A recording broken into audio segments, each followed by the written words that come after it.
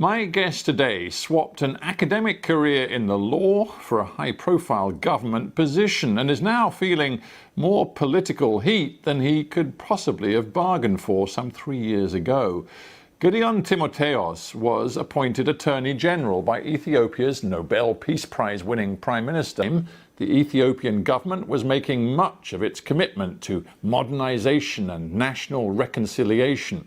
Today, that agenda seems to have been overtaken by events. Notably, an intensifying internal conflict in the north of the country, which could, if not halted, threaten the very unity of the country. Last November, the Ethiopian army moved into the northern region of Tigray to remove the regional government led by the Tigray People's Liberation Front, the movement which dominated the national government for decades before the current PM came to power. The result? A bitter conflict in Tigray, which has now spilled into the neighbouring regions of Amhara and Afar, and it's drawn in forces from neighbouring Eritrea in support of the Addis government. Thousands have been killed. There's disturbing evidence of atrocities committed on both sides, and the fighting has left hundreds of thousands facing the very real threat of famine. A couple of years ago, the Ethiopian government was basking in the warmth of international approval. Now its handling of this internal conflict is prompting accusations and condemnation. What went wrong? Well, Gedion Timothewos joins me now from Addis Ababa. Welcome to Hard Talk. Thanks for having me. Now, when we last spoke to each other nearly 9 months ago, you seemed very confident that your government was about to crush the forces of the Tigray People's Liberation Front. Are you now prepared to say that your government strategy has gone disastrously wrong?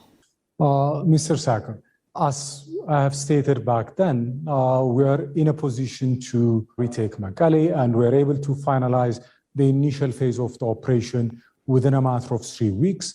We took over Mekelle, we established an interim administration, we invested on rehabilitating Tigray. And remember, it was a conflict that was forced upon us. It was not a conflict that we got into by our own volition and willingness. So that's how we see the situation. Well, you haven't answered my question, because since then, and of course your forces did take Mekelle, since then things have gone very wrong. Your forces left Mekelle in June, and since then the TPLF, the Tigrayan rebel forces, have retaken much of Tigray from your national army, but they've also moved into the neighbouring regions of Amhara and Afar. They hold much more territory now. So what's gone wrong?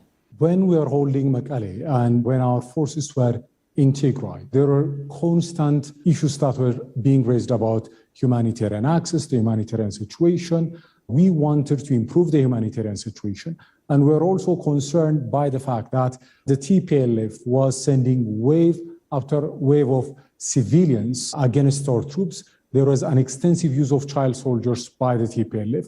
So under these circumstances, to mitigate and minimize the humanitarian cost and suffering, we did the responsible thing. We declared a unilateral ceasefire and we withdrew our troops from Mekelle. Unfortunately, the TPLF continued with its aggression and belligerence and escalated the conflict. It expanded it into Afar and Amhara regional state, committing gross atrocities against civilians. We'll get to the allegations of gross atrocities in a minute, but you tell me that you were concerned about the humanitarian situation.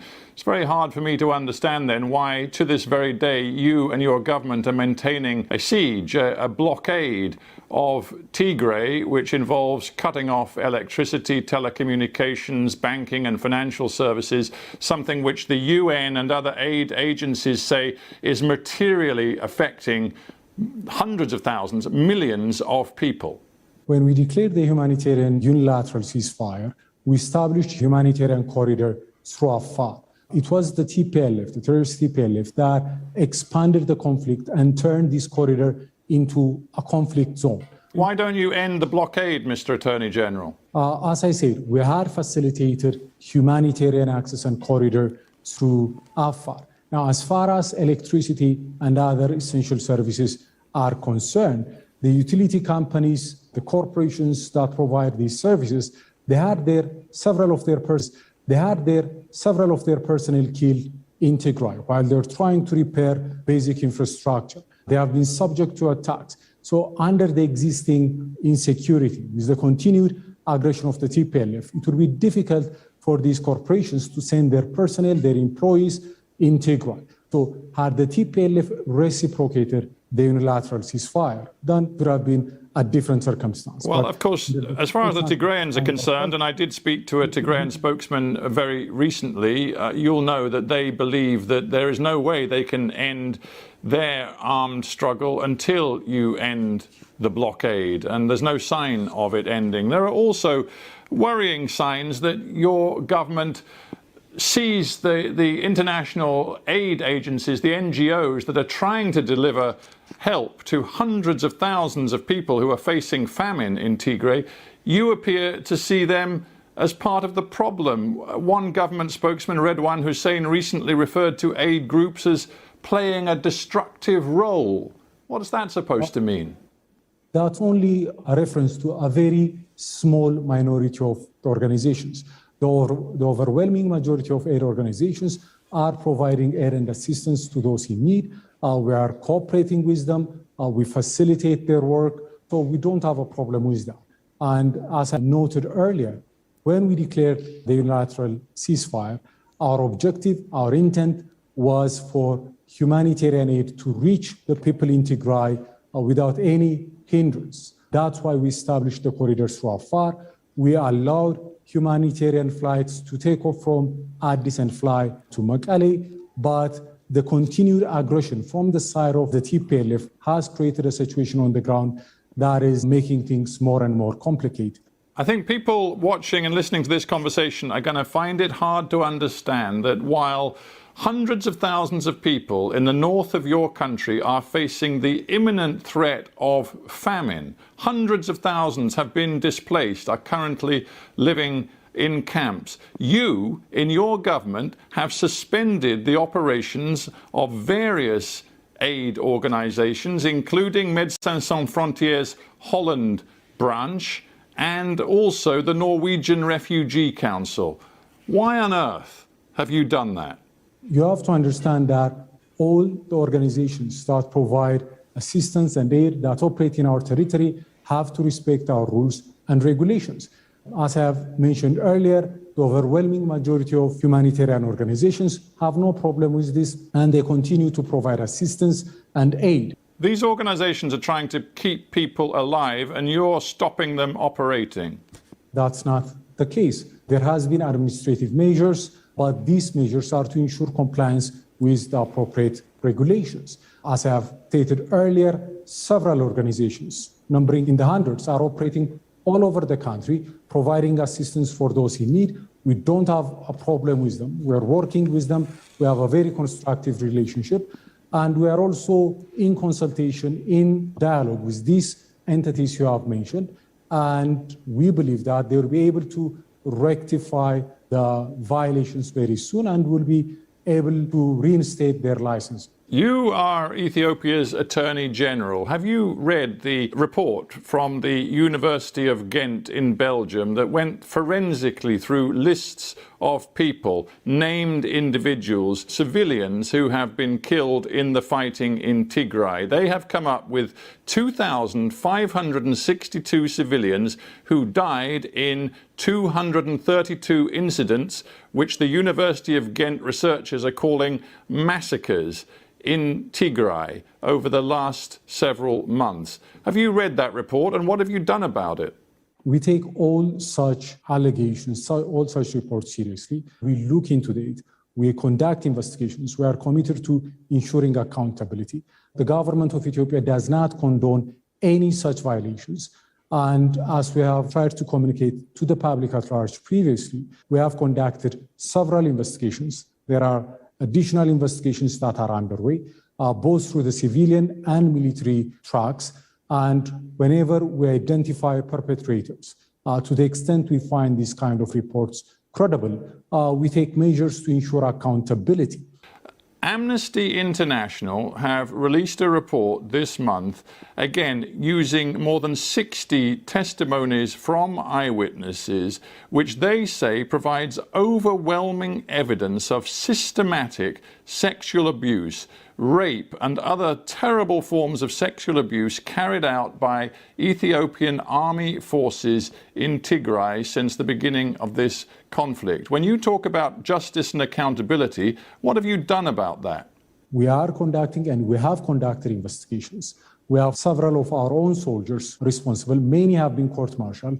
There are ongoing investigations. These are things we take seriously. We don't condone this kind of behavior. We don't tolerate this kind of human rights violations. But I must also point out that some of these reports you have mentioned, there is a tendency to sensationalize, there is a tendency to draw very sweeping conclusions that are not supported by the extent and scope of the investigation. Some of them have also adapted methodologies that we think are rather flawed.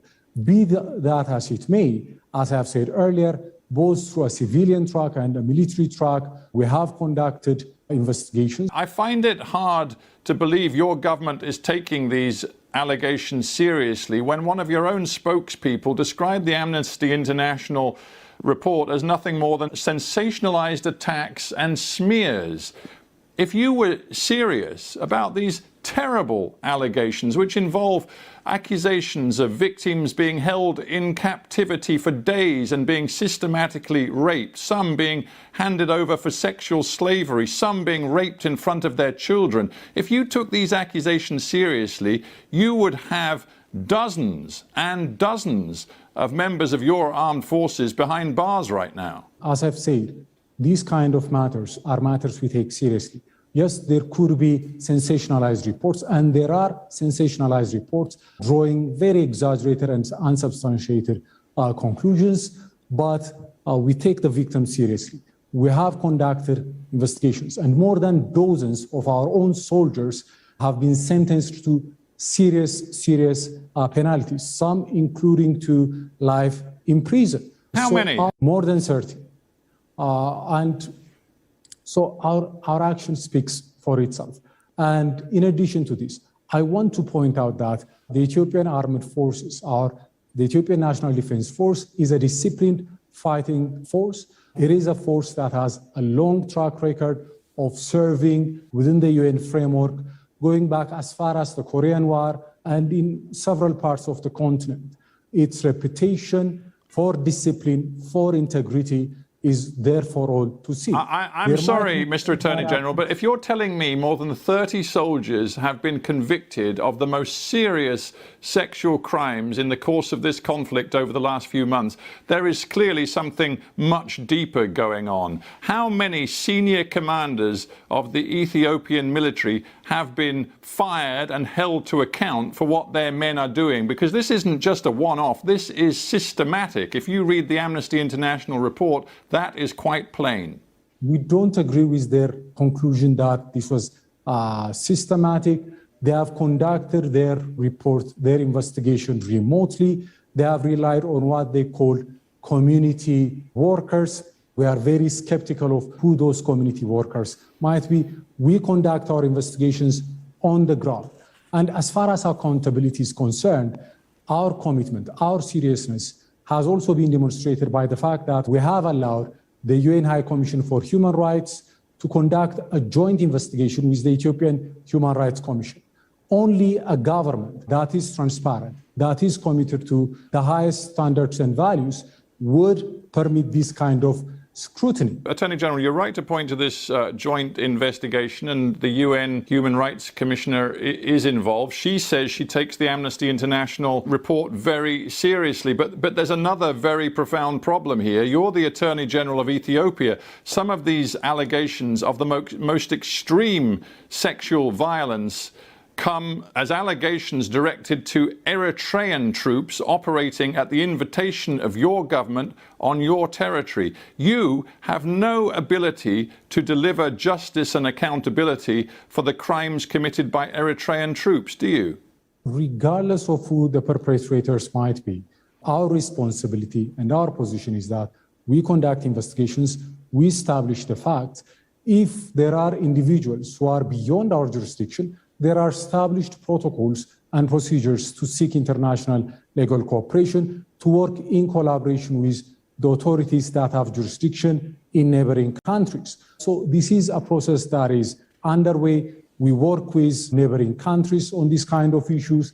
So I think it's too early to jump to conclusions. And I would say that based on our actions and our conduct so far, our commitment to accountability is very clear. I must also point out that we are rather disappointed and a bit dismayed by the fact that several atrocities that are being committed by the terrorist TPLF against civilians, including children, is not being denounced, it's not being looked into by international human rights organizations.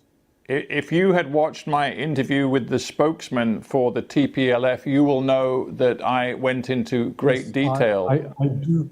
I would like to acknowledge that, and I do recognize that. Thank you. It's important that we challenge both sides in this conflict. Let's get back to your side. Let's get back to the language being used by your own Prime Minister, Abiy Ahmed, who just last month used these words to describe the Tigray People's Liberation Front. He described them as a cancer, as weeds, as a disease. He said that these weeds will be removed from our country. As Attorney General, in a climate where there are accusations of ethnic cleansing, war crimes, crimes against humanity, what do you think of the language being used by your own Prime Minister? The statement issued by the Office of the Prime Minister was referring to a terrorist organization.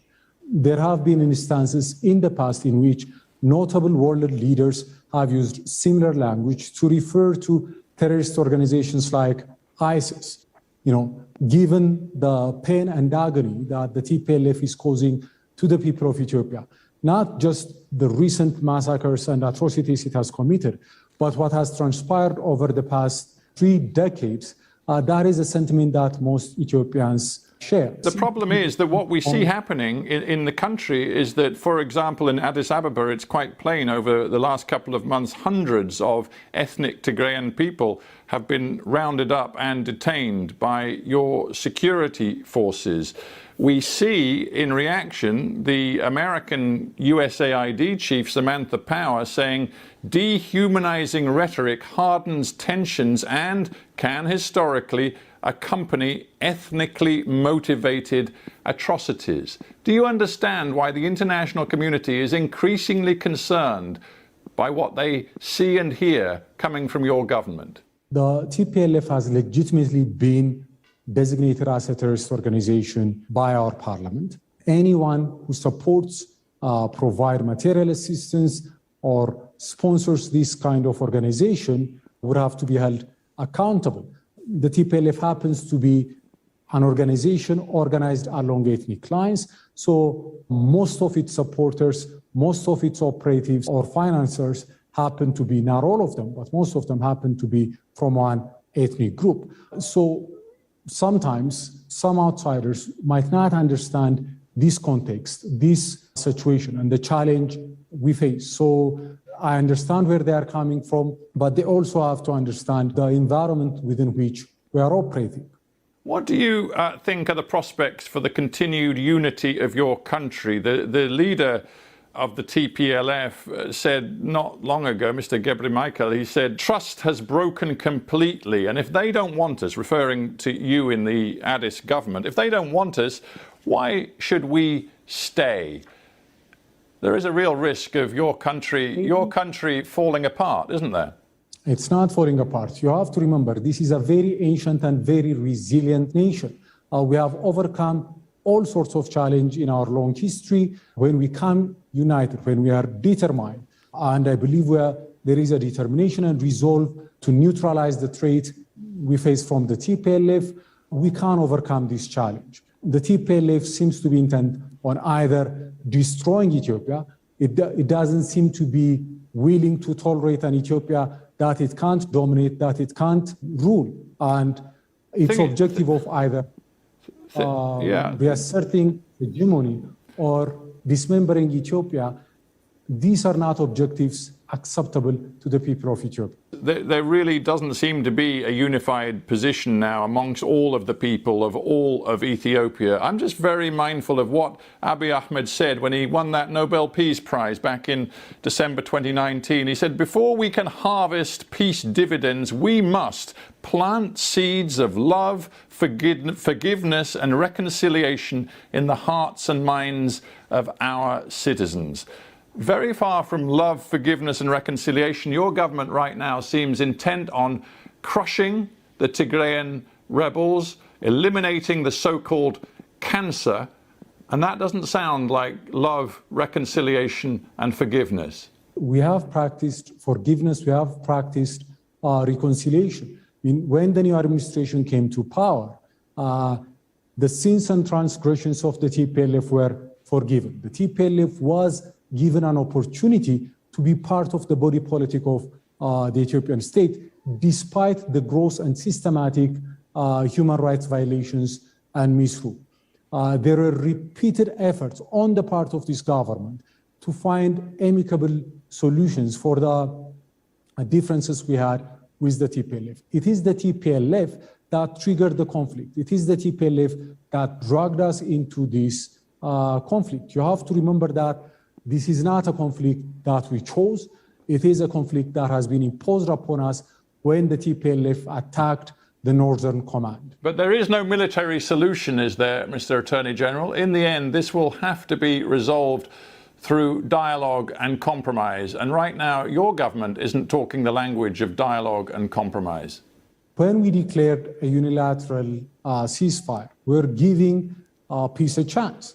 I'm sorry, your Prime Minister just told the nation that all able-bodied civilians should join the fight to crush the Tigrayan rebels. That's not a ceasefire. When we declared the unilateral ceasefire, the TPLF, instead of reciprocating that unilateral ceasefire, expanded the conflict.